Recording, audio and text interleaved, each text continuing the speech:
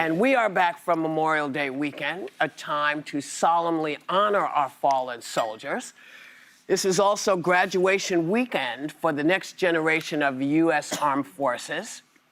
And here is how you know who addressed the military families at Arlington National Cemetery and West Point. Take a look. You will become officers in the greatest and most powerful army the world has ever known. And I know because I rebuilt that army. The job of the U.S. Armed Forces is not to host drag shows, to transform foreign cultures. I tell a story sometimes about a man who was a great real estate man. He sold his company, and he had nothing to do. He ended up getting a divorce, found a new wife. Could you say a trophy wife? I guess we can say a trophy wife. Every Gold Star family fights a battle long after the victory is won, and today we lift you up and we hold you high. We're going to have a big celebration, as you know, 250 years. In some ways, I'm glad I missed that second term where it was, because I wouldn't be your president. For that most important of all, in addition, we have the World Cup and we have the Olympics. Can you imagine? I missed that 4 years, and now look what I have. I have everything. It's nice to see. But it sounds like he's doing a set at the Laugh Factory. Yeah. It was about time we heard him give the Gold Star families their due. It was about time he did that, because he spoke and said, we are proud of our Gold Star families. This is the first time, at least maybe, unless you've heard him do it. No, he's hosted them at the White House in his first term. Right, but the last time we collectively heard him talking about Gold Star families, it was not positive. Who could hear all that in the midst of all of that stuff? I mean, I heard that because it was something that I needed to have him say. And for all the stuff that the supporting of military families is an issue that is embraced by both sides of the aisle. So why would he use the venues for a campaign rally? Because I think it's the only speech he has. And I say that because normally if you watch someone do a speech and you say, guess who they're speaking to, the speech should be shaped to the audience if you're a really good speaker. I cannot figure out where he's talking at any one time unless I Google where he's at, because he always hits on his favorite topics: the border, radical left, DEI, throw Biden in there about 50 times, stories about golf, real estate buddies. And my question is actually for Alyssa. You've worked with him. Are these on paper, or is it something where he goes up there and says, you know, welcome, and then just goes off script completely? Probably both. It's both. Yeah. There's actually a lot of work that goes into what are supposed to be scripted remarks, but he's kind of become notorious, especially in the second term and on the campaign trail, for what he calls the weave, where he manages to hit a lot of different topics at different times. Listen, I'll say this.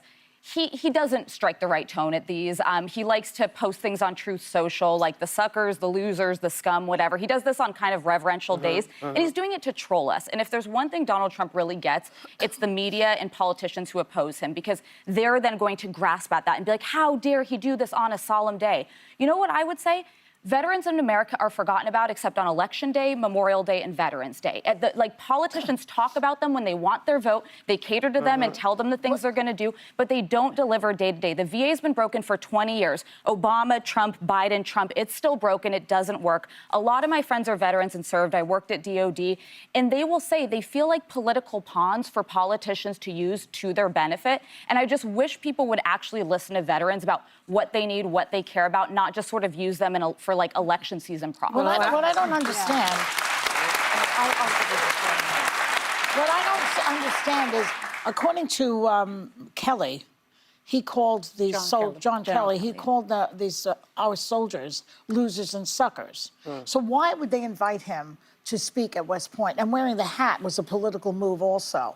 It shows you that the commander-in-chief of the armed forces. The hat is forces. politics. It's not about anything but that. So he's supposed to be not political at West Point or Arlington Cemetery, and there he is being political and rambling. Jake Tapper needs to do another book, because he was rambling. He's running around. I see pictures of him walking into walls. You're not even joking. I have a clip that I saw. So, because I was out of the country, Yeah. and for 5 blissful days, I didn't hear his voice. I had no cell service and I had no TV. But then I come in and I watch a clip like this one, up to your point of what you were just talking. Can we see the clip? Yeah. As a linguist, translator, and cryptologic technician, Right. I mean, if Joe Biden said that, Oh, right, yeah. we'd be talking about his cognitive skills I know. and cognitive decline for days. But Why so- does the media avoid it with him? Tell me. You know, Because I I don't think think it I does. think We we talked are about it on the show Well, countless because I think times. I think people are a little bit numb to it, and I think people expect this from him, so they don't see it as a decline. Because I guess he's never been incredibly eloquent to begin with. I mean, he calls the way he speaks the weave. I call the thing on his head the weave, but.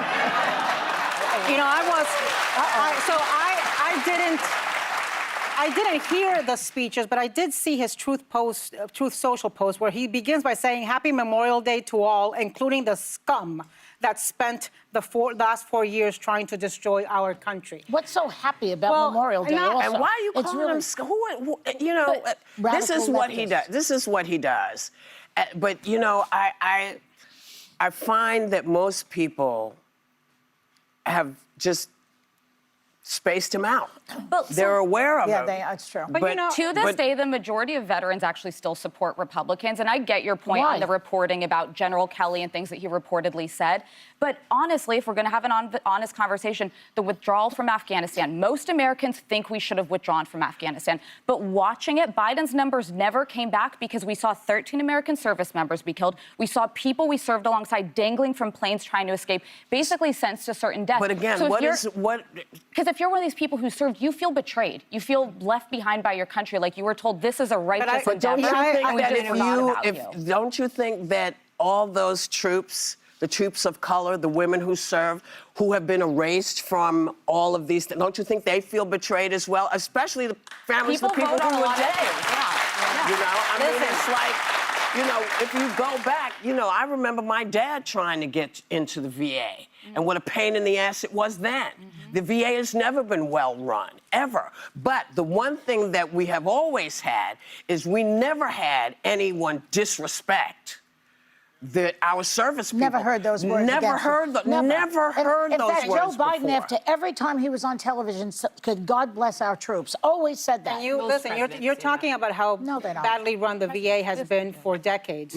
But right now, the VA is facing devastating cuts. Over yes. 80,000 Listen. people are supposed to be cut, including from Understood. places like Listen, the my son-in-law suicide. is going to be yes, cut. I know. He is a serviceman. Listen, you know, the disrespect that I have seen over the years for the people who go out and do the jobs we don't do has been monumental. And most often, it comes from people who don't know better. But several people in his group do know better. You know, Pete Hegseth knows better. He knows what it's like to be a service Vice person. President Vance, Vice President Vance knows. He knows how hard it was, because I'm sure one of the reasons he went there is to elevate his life. He comes from very, very poor people. And a lot of very, very poor people find the military as a place to go and change their lives. Yeah. And the fact that you don't stand up and say, you can't do this to these folks. I've worked with them. I know what they go through. Instead, we get this kind of... Well, Whoopi, that's the difference between having John Mattis as Secretary of Defense and having a sycophant like Pete Hegseth as Secretary of Defense. There is nobody around no him one left. to tell him no. But they know. They know what it's like, and I fault them. I'm saying, Right. you know how this works. You've lived this life. Why would you put down people who put their lives at risk? Why would you erase people? Why would you do that to a vet? You're a vet. But that's the $64,000 question. Why are they all getting this MAGA lobotomy that's going on, as someone called it? I mean, somehow the invasion of the body snatchers power has taken involved, over all these people. Well, whatever Marco Rubio it and the is, rest of them. whatever it is, Weird. it's on us, okay? We have work to do. We have to get out and make sure that we put the balance back in this country.